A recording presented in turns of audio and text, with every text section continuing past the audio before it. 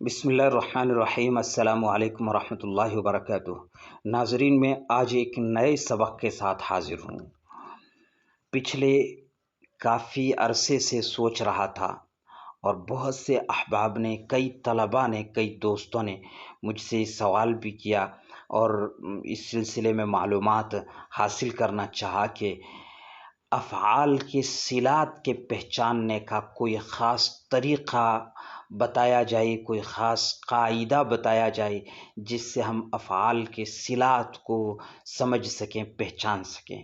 افعال کے صلات کا مطلب یہ ہوتا ہے کہ ایک فعل کسی حرف جر کے واسطے سے کبھی متعدی ہوتا ہے اور الگ الگ حروف کے ساتھ اس کے استعمال کے معانی الگ الگ ہو جاتے ہیں، معانی میں فرق آ جاتا ہے، معانی بدل جاتے ہیں۔ مثال کے طور پر میں کہوں گا رغب یرغب کے معنی خواہش کرنا۔ رغب فی کذا ہو، رغب یرغب کے بعد میں فی آئے، مثلا انا ارغب فی القراءہ، تو اس کا مطلب ہوگا مجھے پڑھنے کا شوق ہے۔ انا ارغب فی القراءہ، مجھے پڑھنے کا شوق ہے۔ یہی اگر فی کی جگہ دوسرا فی کا بھائی دوسرا حرف جر عن استعمال کر لیا جائے اور یوں کہا جائے انا ارغب عن القراءۃ، تو اس کا ترجمہ ہوگا، مطلب ہوگا مجھے پڑھنے سے نفرت ہے۔ تو دیکھیے بالکل ترجمہ الٹ ہو گیا، بدل ہی گیا، سارا مفہوم سب کچھ بدل گیا۔ انا ارغب فی القراءۃ کا مطلب ہے مجھے پڑھنے کا شوق ہے، اور انا ارغب عن القراءہ کا مطلب ہے مجھے پڑھنے سے نفرت ہے۔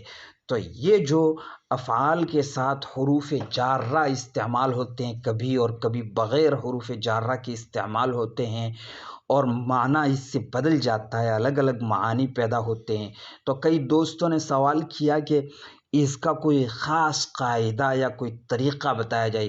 خاص قاعدہ بھی کوئی نہیں ہے، طریقہ بھی کوئی نہیں ہے، سوائے اس کے کہ ہم عربی معاجم، قوامیس، عربی کے لغات کی کتابوں کا مطالعہ کریں اور وہاں لفظ کے معانی کو اور ان کے صلات کو اچھی طرح سے سمجھیں۔ اس کے علاوہ اور کوئی طریقہ اور کوئی قاعدہ نہیں ہے۔ اور دوسرے اہل زبان کی کتابوں کا، ادب عالی کی کتابوں کا زیادہ سے زیادہ مطالعہ کریں اور وہاں ان چیزوں کو نوٹ کریں، یہی ایک طریقہ ہے۔ مگر اب میں نے سوچا کہ چونکہ لاک ڈاؤن ہے اور کئی طلباء نے اور کئی احباب نے یہ سوال بھی کیا، تو سوچا کچھ محنت کر کے، کچھ قوامیس سے مراجعات کر کے اس قسم کے اسباق تیار کیے جائیں جو طلباء کے لیے مستقل طور سے انشاءاللہ ایک ذخیرہ ہوں گے، اور ذوق اور شوق رکھنے والے طلباء اور علماء ان سے ضرور استفادہ کریں گے۔ اگرچہ بد ذوقی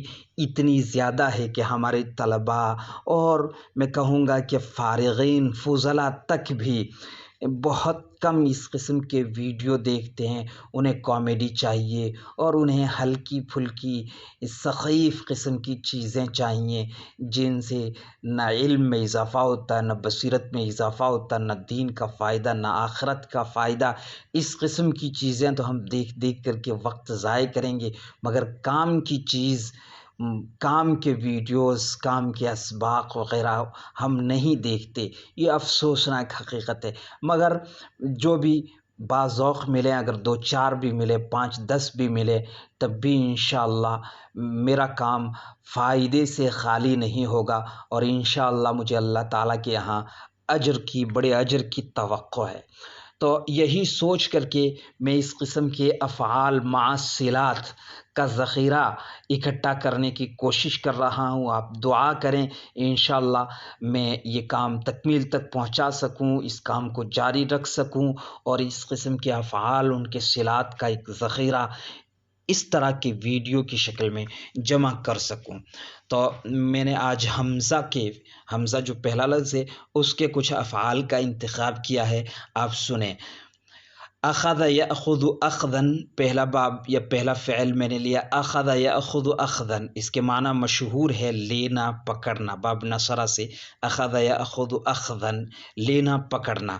اب یہ بغیر حرف جر کے بھی استعمال ہوتا ہے، جیسے کہا جاتا اخذت الکتاب، میں نے کتاب لی، میں نے پکڑی کتاب، اور اخذت بالکتاب اس طرح بھی استعمال ہوتا ہے، میں نے کتاب لی، کتاب پکڑی۔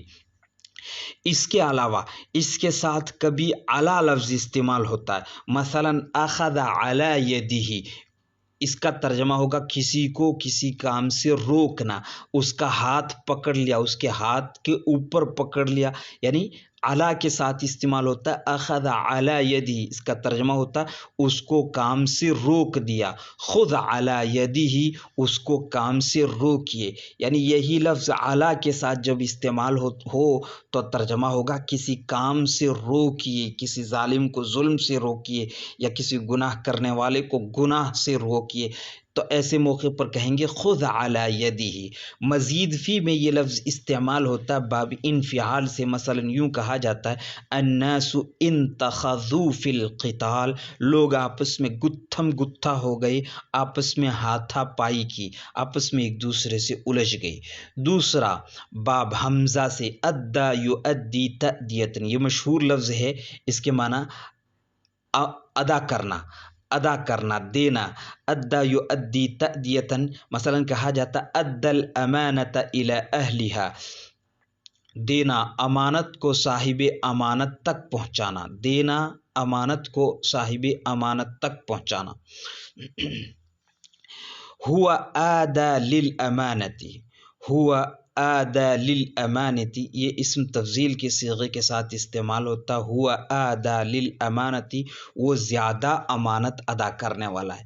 ادا یؤدی الی کے صلے کے ساتھ استعمال ہوتا ہے، اور یہاں لام آیا ہے، دیکھیے آدھا یہ ثلاثی مجرد سے اسم تفضیل کا صیغہ ہے، اور کہا جاتا ہوا آدھا للامانۃ، وہ امانت کو زیادہ ادا کرنے والا ہے، یعنی مجرد سے اس کا اسم تفضیل استعمال ہوتا ہے، اور اس موقع پر اس کے ساتھ لام استعمال ہوتا ہے، اور امانت دینا، امانت ادا کرنا، اس موقع پر ادى الامانۃ الی اہلھا، ادیت الامانۃ الی خالد، میں نے امانت خالد کو دے دی، یعنی خالد کی امانت خالد کو دے دی۔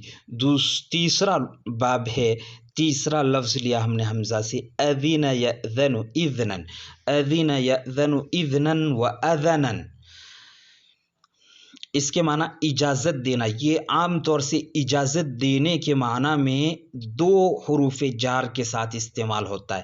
اذن لہ بکذا، کسی کو کسی کام کی اجازت دینا، جس شخص کو اجازت دیں گے اس پر لام لگے گا، جس کام کی اجازت دیں گے اس پر با لگے گا۔ مثلا یوں کہا جائے گا اذن المعلم الطالب بالاستراحۃ، استاد نے طالب علم کو آرام کرنے کی اجازت دے دی۔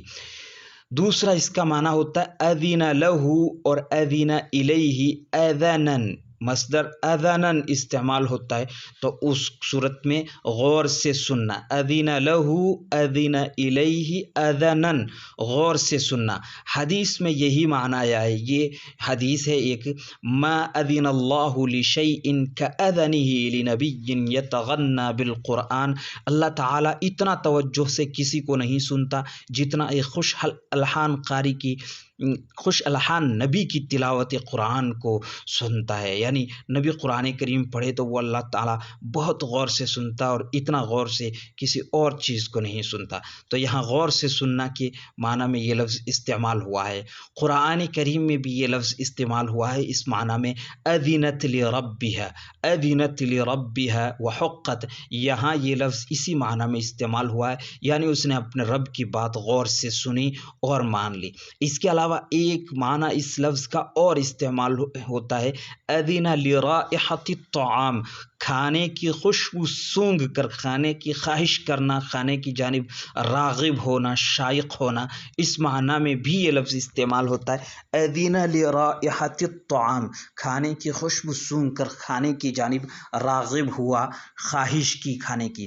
مزید فی میں تأذن یتأذن استعمال ہوتا ہے، تأذن الامیر فی الناس، امیر نے لوگوں میں اعلان کروایا، آذنہ بالامر، کسی کو کسی کام سے آگاہ کرنا، آذنہ بالامر، کسی کو کسی کام سے آگاہ کرنا اس معنی میں استعمال ہوتا ہے۔ تو مزید فی میں بھی یہ دو معنی میں لفظ استعمال ہوتا ہے۔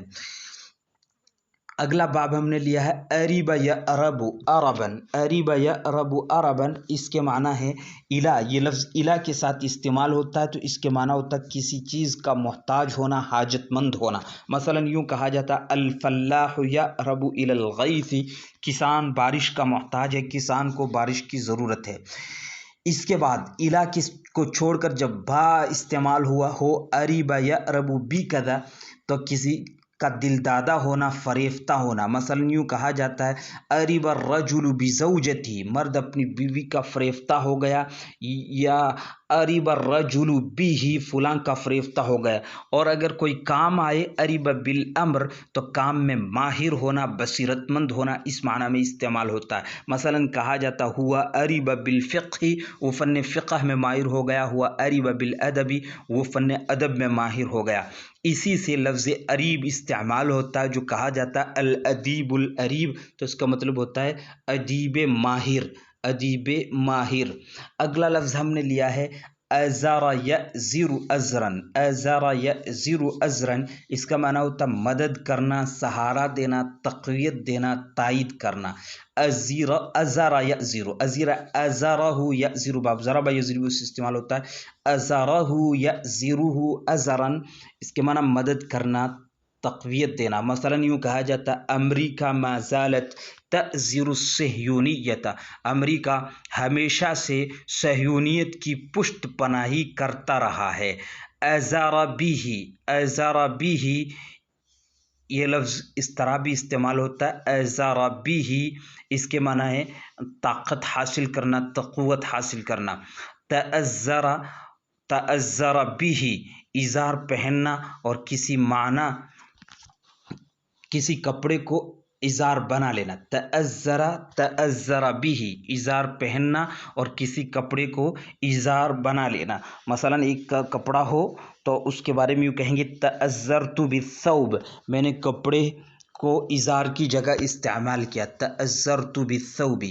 ازر بہ، جو ازر کے بعد میں جب با آ جائے، یہ تو تأزر بہ، باب ثلاثی مزید فی میں تفاعل میں جب اس کے بعد با آئے تو اس کا معنی ہوگا کسی کپڑے کو ازار بنا لینا یا ازار کا پہن لینا۔